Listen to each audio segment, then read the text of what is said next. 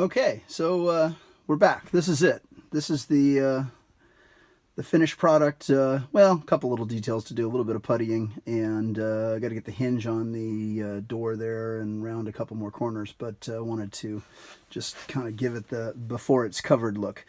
Ended up shortening the armrest area quite a bit. It's not something you would casually lean on, but it proportionally looked better than the first version, I think.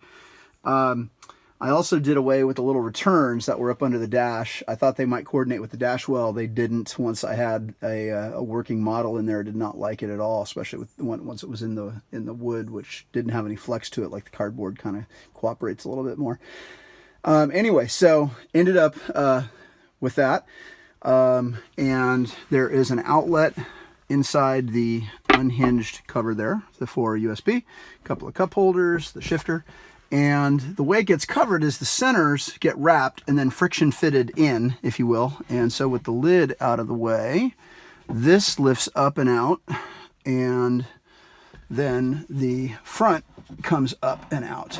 So then the frame gets covered first, and then those covers get done and it all friction fits together and goes in.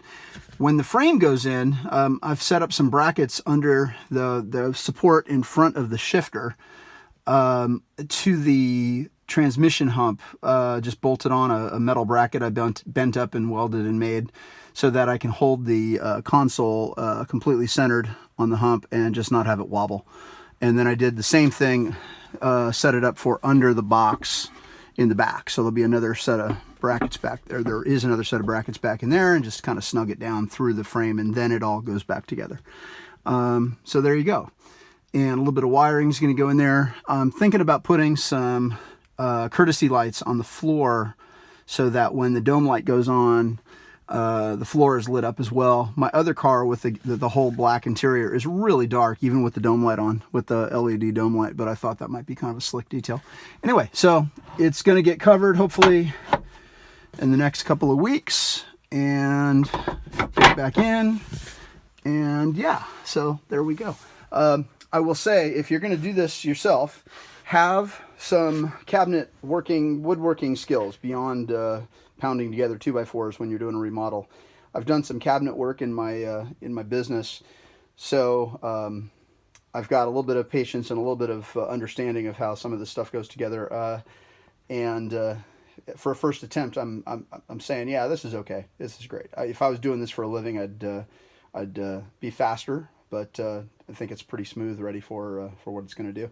I've seen a lot of people build these out of particle board because they're going to do a combination of paint or special texture plus wrapping in either vinyl or leather or something like that. And mad respect for those finished surfaces. I was going for something a little more basic, a little bit more vinyl-y that just coordinates with the interior that I've done.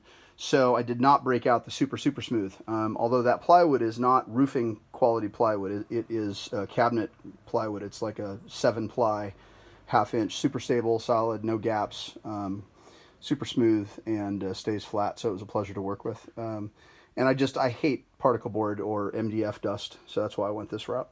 And so yeah. Anyway, if you're going to tackle this, be patient. It takes a lot more time than you think it does, which is okay because it will turn out nice. So next video will show the finished product.